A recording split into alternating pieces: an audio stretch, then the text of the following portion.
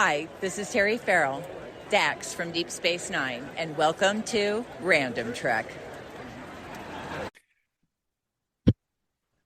Good morning, good afternoon, and welcome to our animated episode of Random Trek. I am your cel-shaded captain, Christopher Ingle, joined as always by my 3D rendered first officer, Commander Brennan, the Mystical Mar. Brennan, I feel a little two-dimensional. Yes. Today is Animation Day. We are taking a look at 3 half-hour episodes from each of the animated series of Star Trek. So we have the original series animated Mud's Passion. We have Lower Decks, A Few Badgeys More, and Star Trek Prodigy's Season 2 episode Temporal Mechanics 101. Mm-hmm. None of these have anything to do with the other. I tried to find a pattern, couldn't find one. Yeah. All right. Well, let's get right down to it. So we'll start out with Mud's Passion. Start out with the first one here. So this is season 1, episode 10. So the Enterprise receives an order to make an arrest of Federation outlaw Harry Mudd, which always is a joy to see Harry Mudd. Mm-hmm. And I will be honest, I find him to be a more regular antagonist than even Khan. A lot of people love Khan, but you know what? No one gives enough love to Harry Mudd. Mm-hmm. So Harry Mudd is selling fake love crystals. I love the snake oil salesman of this guy. So they're on the mining colony of Motherlode. The Enterprise crew beams down and brings him aboard. Mudd explains that he escaped the android planet that he was on by stealing a ship. And while on Illyria 6, he ended up committing fraud by selling some Starfleet cadets to its inhabitants for slavery. Yeah, as Mudd does. So he earned enough credits to get him to Sirius 9. He convinces Nurse Chapel to use a love crystal to win the affection of one Mr. Spock. Uh-huh. But Mudd ends up abducting her and stealing a shuttlecraft and escapes down to a rocky planet. So there's a battle between Mudd and Chapel, and some of the love crystals are broken in an air vent. The love crystals work and affect Mr. Spock, making him absolutely insist on pursuing Mudd down to the planet, of course, accompanied by one James C. Kirk. Now, the broken crystals begin to affect the entire crew of the Enterprise. Mm-hmm. So, as Mudd did tell them, the love crystals are heterosexual in nature, basically inducing feelings of the opposite sex and friendship in those of the same sex. Kirk and Spock end up finding Chapel and Mudd, but they are attacked by creatures made of rock. Rignock. Sorry, that's a whole other thing. That are on this planet. I get that reference. Thank you. Moreover, there is a new phase of the love crystal's influence, and now people start to bicker with each other. So the ship's crew are too intoxicated to beam them back up. In order to buy time, Kirk throws the remaining love crystals at the rock creatures. The 4 then are beamed back to the Enterprise, and Spock kind of notes that the short duration of the love crystals and the after effect of enmity make them worthless. And Chapel records a confession of Mudd's misdeeds since his escape. He did escape. So he can be returned to rehabilitation, basically taken back to prison. Wow. I'm going to say it. This is not, to me, a particularly good episode, but I really appreciate it more with Strange New Worlds and the relationship between Spock and Chapel. Mm-hmm. I like that we see something a little more direct about that relationship with Spock and Chapel, because I still don't believe that in original series, it's very uh, uh it's played very subtly, looks and music, and Yes. it's very subtle, but it's there, and you can tell, and fans know that. This is that first time that we actively see something. If we want to call it artificial, that's fine. But knowing what we know about their past on the Enterprise, this makes sense. Yeah, it does. I really like this adding uh um to them. And again, it's Harry Mudd. You Yeah. know, we had Harry Mudd twice in the original series. Time wise, if you think about it, we had Harry Mudd before all of that on Discovery. Yes, we did. Love that episode. Can't wait for that to come up. Hmm. So this is the fourth in a timeline appearance of Harry Mudd. And I really like that even though these crystals are supposed to be, they don't work, they're just snake oil. It turns out they do a little more than we thought they did. What are your thoughts on this episode? Well, I love the fact that Christine is not so easily taken in by mud. Mm-hmm. She is a very cunning, very smart, very dedicated officer who, even though she ends up taking the crystals, Mm-hmm. still allows her logical, rational side to make it so that it doesn't get the best of her. But then we see Spock reacting. Yes, And how fitting is that? No, we know what Spock's feelings are about Chapel. How it's fitting is very it? much this side of paradise. Mm-hmm. That's the way that Spock is acting. Yeah. Yeah, There's it's pretty funny. And then I find it interesting that they made a point, and this is 1973, but they Hmm. made a point to point out that the love crystals only create heterosexual relationships. Now, what's really interesting to me about that is in a modern lens, how, what's the word? How close minded that is compared to where Trek is today. It's true. It's very true. And that really surprises me that that was chosen, like they had to point that out. And that really had some homophobic vibes to me in that moment. Yeah, given the time. And yet it's 1973. If there was any time for that to start out in any place for this to happen, I thought Star Trek would be it. But it's 1973, so I get it, I understand. Yeah. Um, but it's just so ironic to me that this is how it started out, and this takes place later, and yet you watch Discovery, you watch Strange New Worlds, Star Trek casts now, and characters are so much more versed in Even terms lower of, decks. yeah, and lower decks. Yeah, absolutely. Jen and Mariner.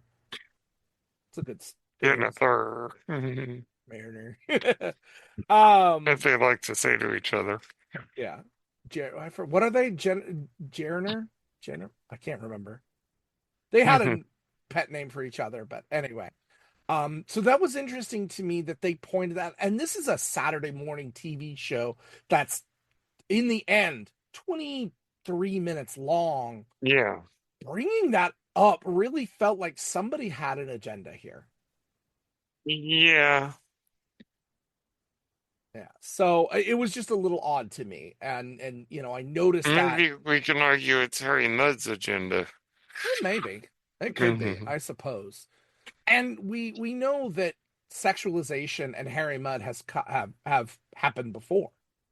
It's true, yes. Mudd's women. What was the whole purpose of Mudd's women? I mean, same thing. By the way, can I just point out that Christine Chapel does the Captain Kirk karate chop Hmm. on Harry Mudd? which I thought was great. The Kirk Fu. Oh, yes. Yeah. Otherwise, for me, I don't really like this episode. Um, it just moves fast. But I guess if I watched it in 1973, I might enjoy it. I Oh, might and be fine with anytime it. Harry Mudd shows up. Yeah, yeah. Uh, I guess it's hard to take that lens away when we have so much for Star Trek now. It's a little hard, but Yeah, I agree. I like I said, I did like going a little bit into the relationship between Chapel and Spock. That's a nice touch. Yeah, and I think Strange New Worlds has added So much more than we a expected. lot of context to that. Mm-hmm.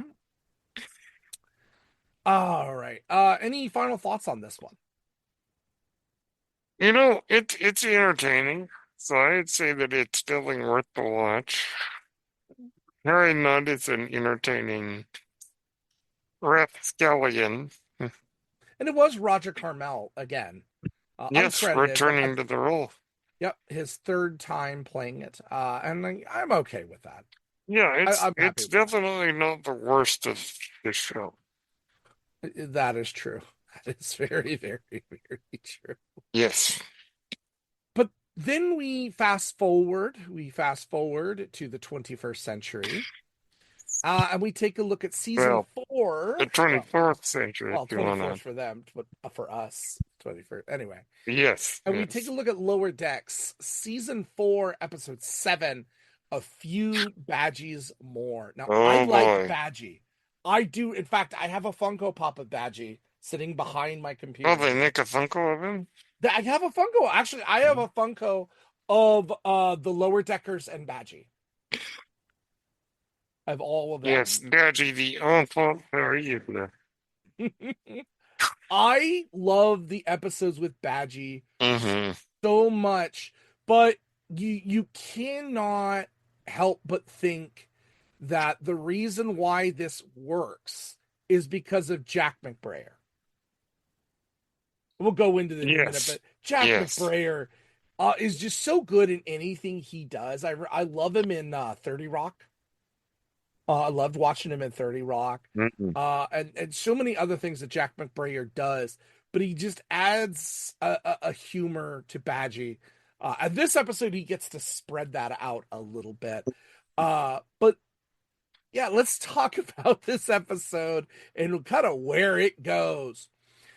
So we open up the episode with a Binar ship has been destroyed by this mysterious ship that has been going around all season and attacking different species ships.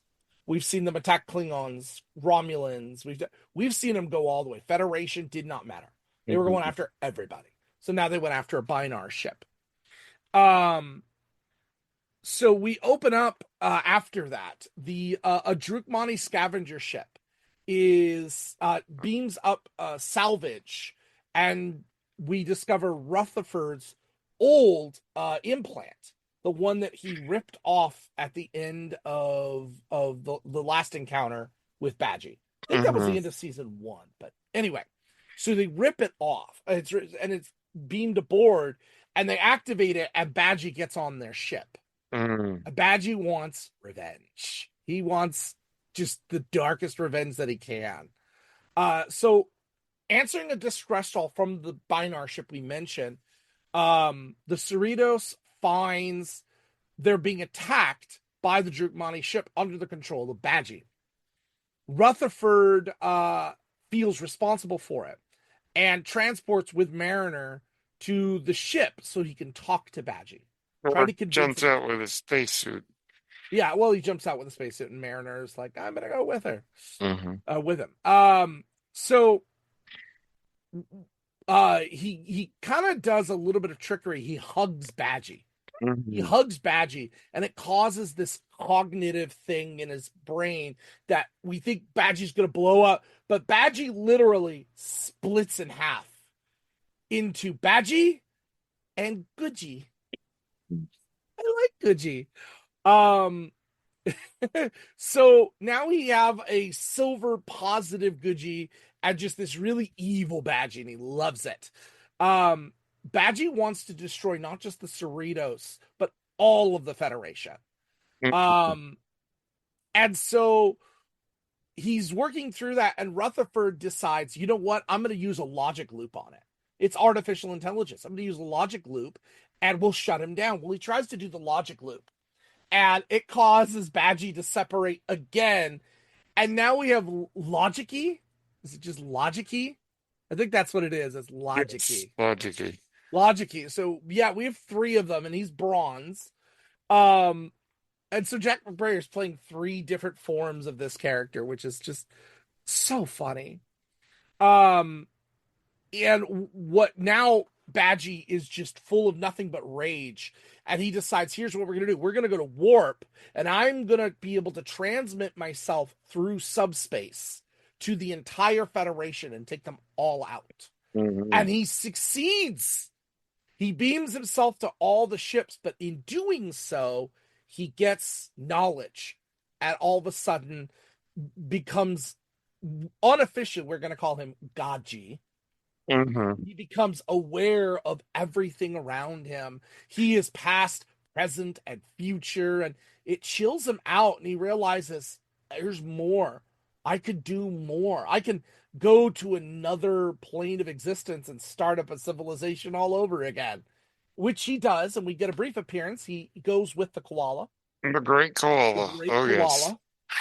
Yes. The great koala. He goes off with them.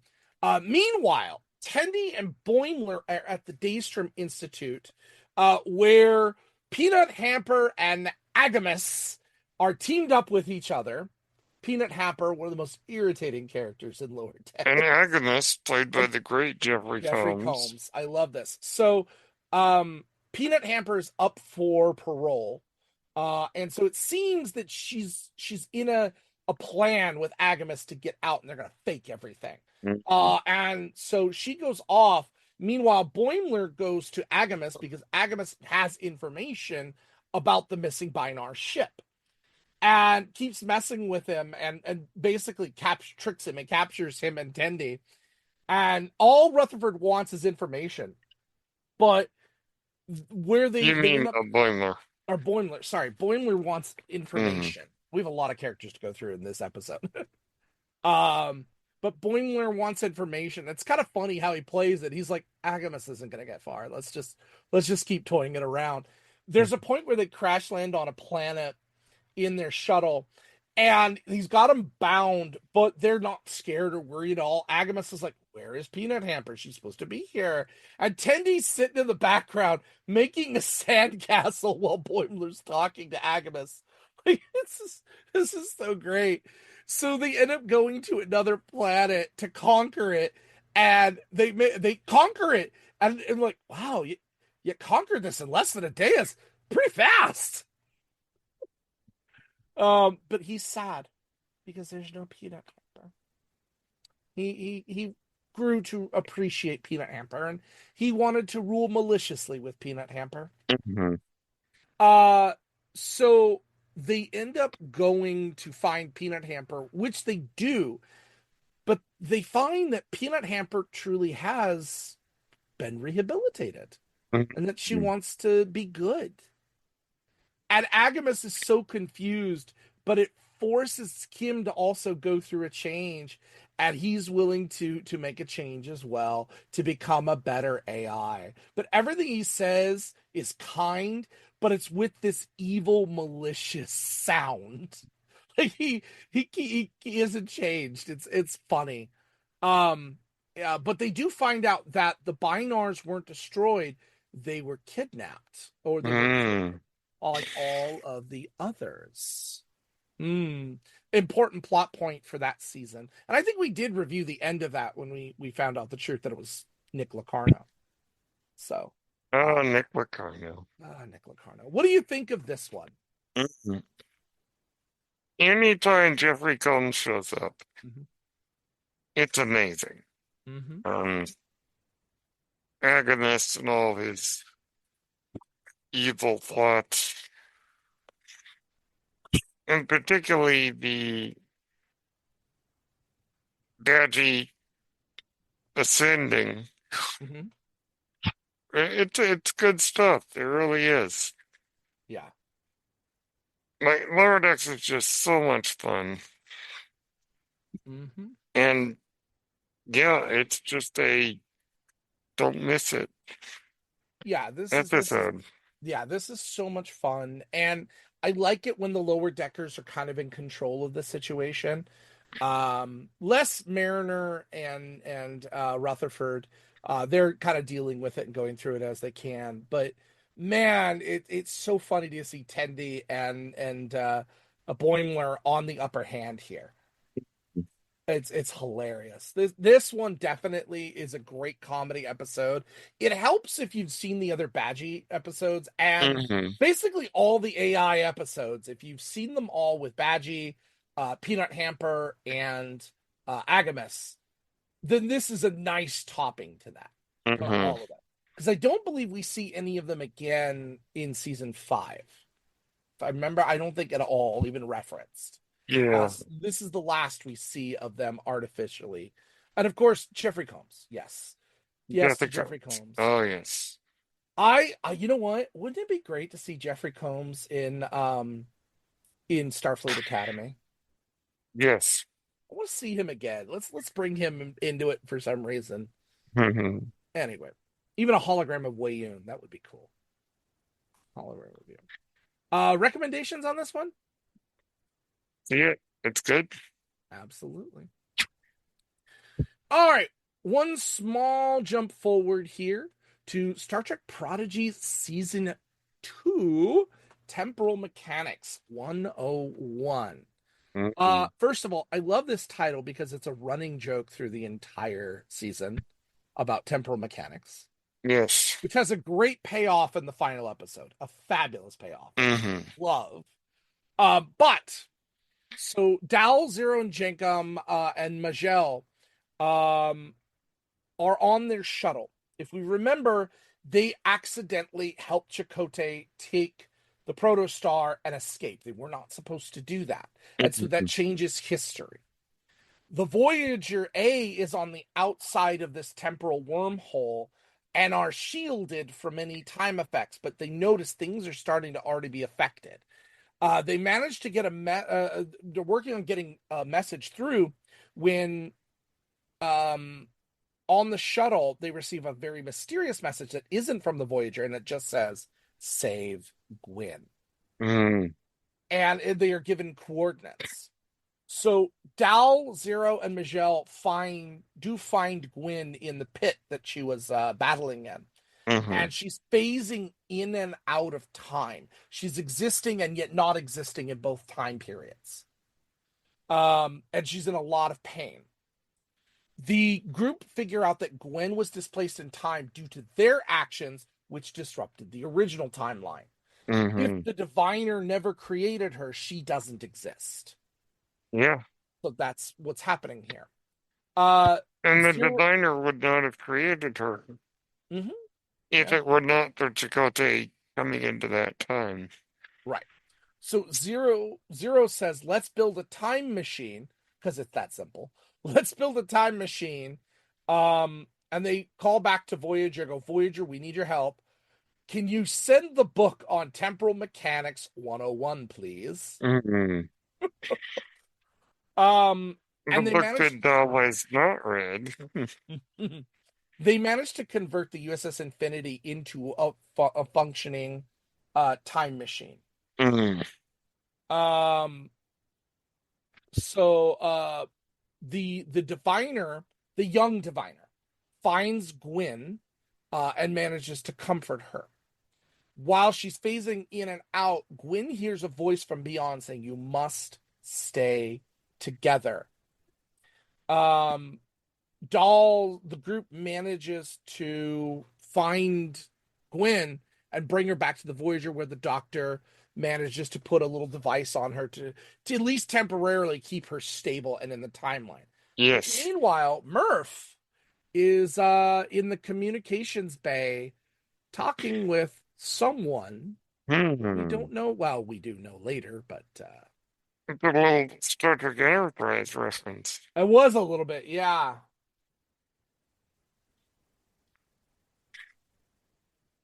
So, yeah, that's how that episode ends. It's a very cut and dry time travel-y episode.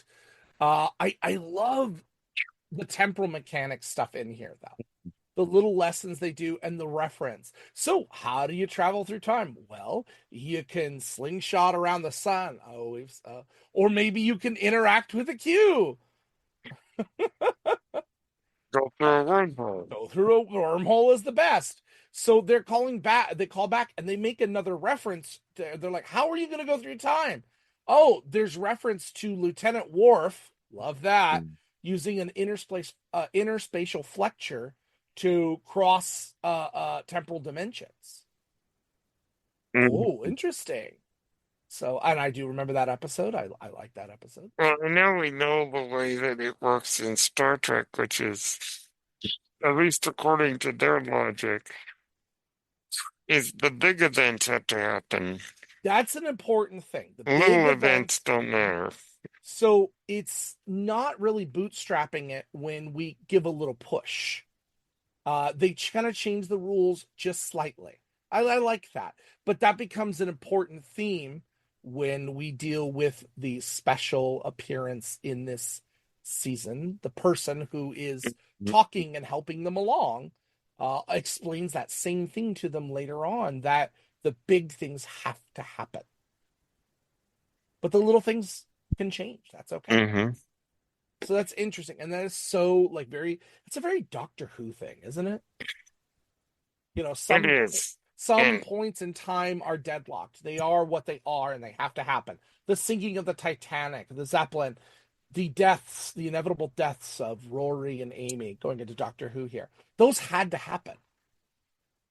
And this will have its moments as well where we get into that discussion. But this puts that out there for the first time. The death of Edith Keeler has to happen. Yeah, Edith Keeler. Good point. Absolutely. So what do we think of this one, of this episode of Lower Deck? Or not This season of Prodigy. Prodigy is extraordinary. Mm-hmm. And it's really Star Trek at some of its best. And it's kind of like what Star Wars Rebels did for Star Wars in terms of some of the best storytelling they've ever had.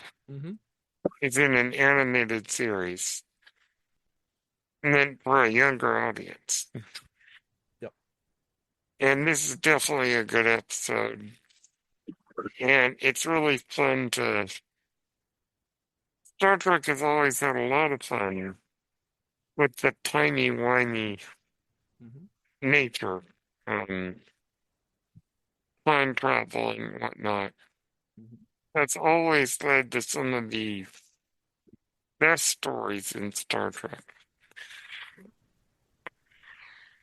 Yeah, I love this whole season. This whole season is great. And they build it and build it and build it. And having it all in half-hour chunks, I really like that. It's very digestible. I highly recommend it. I hope there's a season 3 somewhere, in some way, some form. So, all right. So 3 animated episodes, 1, 2, 3, a lot of fun. Sounds like decent recommendations across the board. Check them out. A lot of fun. indeed. All right, next week, because we did switch it due to my wife having surgery, we're finally going to take a look at the sci-fi classic in my heart, Batteries Not Included. We are taking a look at that. But the week after that, we are finishing up this circle here with Star Trek Picard. So we're going to take a look at an episode of Star Trek Picard in 2 weeks. All right. Feeling what the episode will be, and I hope not. All right, so randomizer on Picard.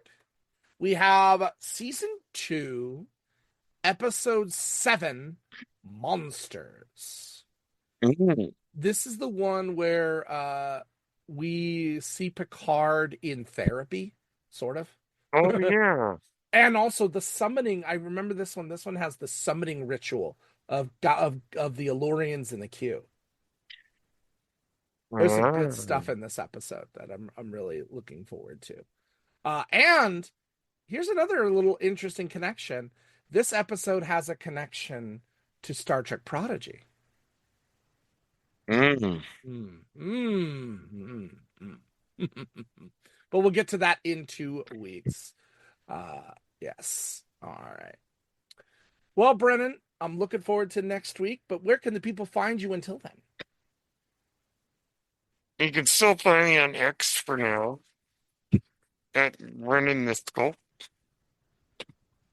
You can find me on Blue Sky and Facebook. You can also find me on Threads and Instagram at Brennan Blue. Brennan Blue, and on YouTube at Page Turners They Were Not. Have we reviewed this episode? I'm looking in my I don't believe so. I'm looking in my notes, and I don't, but I may have watched it and went like, oh, let me look. Yeah, I don't think I have. I don't believe we have either. I didn't see anything that said we did anything in my notes. There he is. Mm-hmm. Yeah, we did not watch this one. We watched the one that comes after this, but not this one. Mm-hmm. So. All right. Well, you can find me on Twitch and Twitter at cingle1984. But as always, we end every episode. Qapla', live long and prosper. Peace and long life.